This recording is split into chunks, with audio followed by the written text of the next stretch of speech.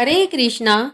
आप सबका स्वागत है इस समय पौष मास की इन सुंदर कथा श्रृंखला में। मनुष्य को आध्यात्मिक रूप से सशक्त बनाता है यह पौष मास, जो कि विशेषकर भगवान श्री विष्णु और सूर्य नारायण देव को समर्पित बताया गया है। इस मास में प्रतिदिन प्रातः काल में भगवान श्री हरि और सूर्य नारायण देव की पूजा अर्चना की जाती है। उनसे विशेष आध्यात्मिक शक्तियाँ मांगी जाती है और उनके माध्यम से अपने परम उच्च आध्यात्मिक लक्ष्य की ओर अग्रसर हुआ जाता है। और इसीलिए इस पौष मास के सुंदर पावन समय में हम श्रवण कर रहे हैं पौष मास की इन सुंदर पौराणिक कथाओं का। आइए हमारी इस कथा श्रृंखला को आगे बढ़ाते हैं और सुनते हैं आज की पौष मास कथा। आज की कथा आरंभ करते हैं। भगवान श्री विष्णु ने कहा, हे राजेंद्र, शुक्ला के मन में केवल पति का ही ध्यान था, पति की ही कामना थी। उसके सतीत्व का प्रभाव देखकर देवराज इंद्र ने भी पूर्णतः अपने मन में विचार किया, मैं इसके अविचल धैर्य को नष्ट कर दूंगा। ऐसा निश्चय कर कर उन्होंने तुरंत ही कामदेव का स्मरण किया। महाबली कामदेव अपनी प्रिय रति के साथ वहां आ पहुंचे और हाथ जोड़कर इंद्र से कहने लगे, हे नाथ, इस समय किस लिए आपने मुझे याद किया? आज्ञा दीजिए, मैं अवश्य ही उसका पालन करूंगा। कामदेव को अपने समक्ष देखकर इंद्रदेव ने कहा, हे कामदेव, यह जो पतिव्रत में तत्पर रहने वाली महाभागा शुक्ला है, वह परम पुण्यवती और मंगलमय है। मैं इसे अपनी ओर आकर्षित करना चाहता हूँ। यह सुनकर कामदेव ने कहा, हे सहस्त्रलोचन, मैं आपकी इच्छा पूर्ति के लिए आपकी सहायता अवश्य करूंगा।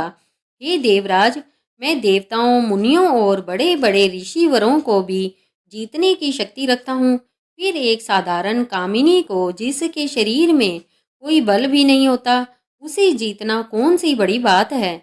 मैं कामिनियों के विभिन्न अंगों में निवास करता हूँ। नारी मेरा घर है, उसके भीतर मैं सदा मौजूद रहता हूँ। इसलिए भाई, पिता, स्वजन, संबंधी, बंधु, बांधव कोई भी क्यों ना हो, यदि उसमें रूप और गुण है तो वह उसे देखकर मेरे बाणों से घायल हो ही जाती है। उसका चित्त चंचल हो जाता है, वह परिणाम की चिंता नहीं करती। इसीलिए हे देवेश्वर, मैं शुक्ला के सतीत्व को अवश्य नष्ट कर दूंगा। यह सुनकर देवराज इंद्र ने कहा, हे मनोभव, मैं रूपवान, गुणवान और धनी बनकर कौतूहलवश इस नारी को धैर्य से विचलित करूंगा और धर्म से भी। कामदेव से इस प्रकार कहकर देवराज इंद्र उस स्थान पर गए जहाँ क्रूकल वैश्य की प्रिय पत्नी शुक्ला देवी निवास करती थी। वहां जाकर वे अपने हाव भाव, रूप और गुण आदि का प्रदर्शन करने लगे। रूप और संपत्ति से युक्त होने पर भी उस पराये पुरुष पर शुक्ला ने दृष्टि नहीं डाली, लेकिन वह जहाँ जहाँ जाती वहां वहां पहुंचकर इंद्र उसे निहारते रहते। इस प्रकार सहस्त्र नेत्रधारी इंद्र अपने संपूर्ण भावों से उसकी ओर देखते रहते। इंद्र ने उसके पास अपनी दूती भेजी। वह मुस्कुराती हुई गई और मन ही मन शुक्ला की प्रशंसा करते हुए बोली, ओहो, इस नारी में कितना सत्य, कितना धैर्य, कितना तेज और कितना क्षमा भाव है। संसार में इसके रूप की समानता करने वाली और कोई सुंदरी नहीं है। इसके बाद उसने शुक्ला के पास जाकर पूछा, हे कल्याणी, तुम कौन हो, किसकी पत्नी हो? जिस पुरुष को तुम जैसी गुणवती भार्या प्राप्त है, वह इस पृथ्वी पर पुण्य का भागी है। दूती की बात सुनकर मनस्विनी शुक्ला ने कहा, हे देवी, मेरे पति वैश्य जाति में उत्पन्न धर्मात्मा और सत्य प्रेमी है। उन्हें लोग क्रूकल कहते हैं। मेरे स्वामी की बुद्धि उत्तम है, उनका चित्त सदैव धर्म में लगा रहता है। वे इस समय तीर्थ यात्रा के लिए गए हैं। उन्हें गए हुए आज 3 वर्ष हो गए। अतः उन महात्मा के बिना मैं बहुत दुखी हूँ और यही मेरा हाल है। अब बताओ, तुम कौन हो जो मुझसे मेरा हाल पूछ रही हो? शुक्ला का यह कथन सुनकर दूती ने कहा, हे सुंदरी, तुम्हारे स्वामी बड़े निर्दयी है, जो तुम्हें अकेले छोड़कर चले गए। वे अपनी प्रिय पत्नी के घातक जान पड़ते हैं। अब उन्हें लेकर क्या करोगी? जो तुम जैसी साध्वी और सदाचार परायणा पत्नी को छोड़कर चले गए, वे पापी नहीं तो क्या है? हे बाले, अब तो वे चले गए, अब उनसे तुम्हारा क्या नाता? कौन जाने वे वहां जीवित भी है या मर गए। जीते भी हो तो उनसे तुम्हें क्या लेना? तुम व्यर्थ ही इतना खेद कर रही हो। इस सोने जैसे शरीर को क्यों नष्ट कर रही हो? मनुष्य बचपन में खेल कूद के सिवा और किसी सुख का अनुभव नहीं करता। इसीलिए हे सुंदरी, जब तक युवानी है तब तक संसार के संपूर्ण सुख और भोगों को भोग लो। यहाँ देखो, यह एक पुरुष आए हैं जो बड़े सुंदर, गुणवान, सर्वज्ञ, धनी और पुरुषों में श्रेष्ठ है। तुम्हारे ऊपर इनका बड़ा प्रेम है। यह सदा तुम्हारे हित साधन के लिए प्रयत्नशील रहते हैं। इनके शरीर में कभी बुढ़ापा नहीं आता। वे स्वयं तो सिद्ध है ही, लेकिन दूसरों को भी उत्तम सिद्धि प्रदान करने वाले हैं। यह सुनकर शुक्ला ने कहा, हे दूती, यह शरीर मलमूत्र का खजाना है, पवित्र है, सदैव क्षय होता रहता है। यह पानी के बुलबुले के समान क्षणभंगुर है। फिर इसके रूप का क्या वर्णन कर रही हो? 50 वर्ष की अवस्था तक ही यह देह दृढ़ रहती है, उसके बाद प्रतिदिन क्षीण होती जाती है। जरा बताओ तो, मेरे इस शरीर में ही तुमने ऐसी क्या विशेषता देखी जो अन्यत्र नहीं है? उस पुरुष के शरीर से मेरे शरीर में कोई भी वस्तु अधिक नहीं है। जैसे तुम जैसा वह पुरुष, वैसी ही मैं, इसमें तनिक भी संदेह नहीं है। ऊंचे उठने का परिणाम पतन ही आता है। यह बड़े बड़े वृक्ष और पर्वत काल से पीड़ित होकर एक दिन नष्ट हो जाते हैं। यही दशा संपूर्ण भूतों की होती है। घड़ों का नाश होने से जैसे सब जल मिलकर एक हो जाता है, उसी प्रकार आत्मा की भी एकता समझो। त्रिविध शरीर का नाश होने पर पंचकोश के संबंध से 5 प्रकार का प्रतीत होने वाला आत्मा एक रूप हो जाता है। काम की खुजलाहट सब प्राणियों को होती है। उस समय स्त्री और पुरुष दोनों की इंद्रियों में उत्तेजना होती है। इससे क्षण भर के लिए सुख मिलता है और फिर वैसे ही दशा हो जाती है। सर्वत्र यही बात देखी जाती है और इसीलिए अब तुम चुपचाप अपने स्थान को लौट जाओ। तुम्हारे प्रस्तावित कार्य में कोई नवीनता नहीं है।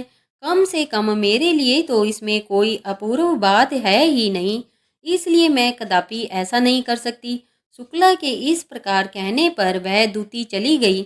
उसने इंद्र से उसकी यह कही हुई सारी बातें बताई। शुक्ला का भाषण सत्य और धर्म से युक्त था।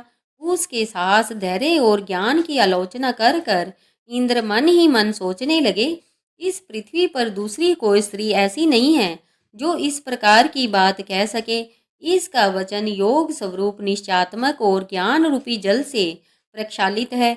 इसमें कोई संदेह नहीं है कि यह महाभागा शुक्ला परम पवित्र और सत्य स्वरूपा है। वह समस्त त्रिलोकी को धारण करने में समर्थ है। यह सोचकर इंद्र ने कामदेव से कहा, अब मैं तुम्हारे साथ रुकल पत्नी शुक्ला को देखने चलूंगा। कामदेव को अपने बल पर बड़ा अभिमान था। वे जोश में आकर इंद्र से कहने लगे, हे देवराज, जहाँ वह पतिव्रता रहती है उस स्थान पर मुझे ले चलिए। मैं अभी चलकर उसके ज्ञान, वीर्य, बल, धैर्य, पतिव्रत सब कुछ नष्ट कर दूंगा। उसकी क्या शक्ति है जो मेरे सामने टिक सके? कामदेव की यह बात सुनकर इंद्र ने कहा, हे काम, मैं जानता हूँ यह पतिव्रता तुमसे परास्त होने वाली नहीं है। ये अपने धर्म में पराक्रम से सुरक्षित है, इसका भाव सच्चा है।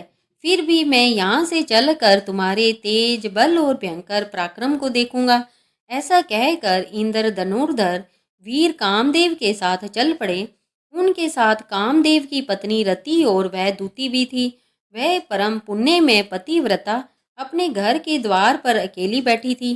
केवल पति के ध्यान में तन्मय होकर वह प्राणों के वश में कर कर स्वामी का चिंतन करते हुए विकल्प शून्य हो गई थी। कोई भी पुरुष उसकी स्थिति की कल्पना नहीं कर सकता था। उस समय इंद्र अनुपम तेज और सौंदर्य से युक्त, विलास और हाव भाव से सुशोभित अत्यंत सुंदर रूप धारण कर कर उसके सामने प्रकट हुए। उत्तम विलास और काम भाव से युक्त उस महापुरुष को देख कर भी क्रुकल की पत्नी ने उसके रूप, गुण और तेज का तनिक भी सम्मान नहीं किया। जैसे कमल के पत्ते पर छोड़ा हुआ जल उस पत्ते को छोड़कर दूर चला जाता है, उस पर ठहरता नहीं, उसी प्रकार वह सती भी उस पुरुष की ओर आकृष्ट नहीं हुई। वह घर के अंदर चली गई और अपने पति में ही अनुरक्त होकर उन्हीं का चिंतन करने लगी। देवराज इंद्र शुक्ला के शुद्ध भाव को समझ गए और अपने सामने खड़े कामदेव से कहने लगे, इस सती ने सत्य रूप पति के ध्यान का कवच धारण किया है। तुम्हारे बाण इसे चोट नहीं पहुंचा सकते, इसलिए शुक्ला को परास्त करना असंभव है। ये पतिव्रता अपने हाथ में धर्म रूपी धनुष और ध्यान रूपी उत्तम बाण लेकर इस समय रणभूमि में तुमसे युद्ध करने को तैयार है।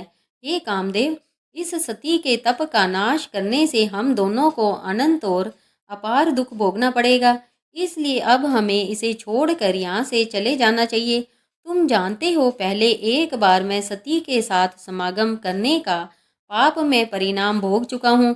मैं ऋषि गौतम ने मुझे भयंकर श्राप दिया था।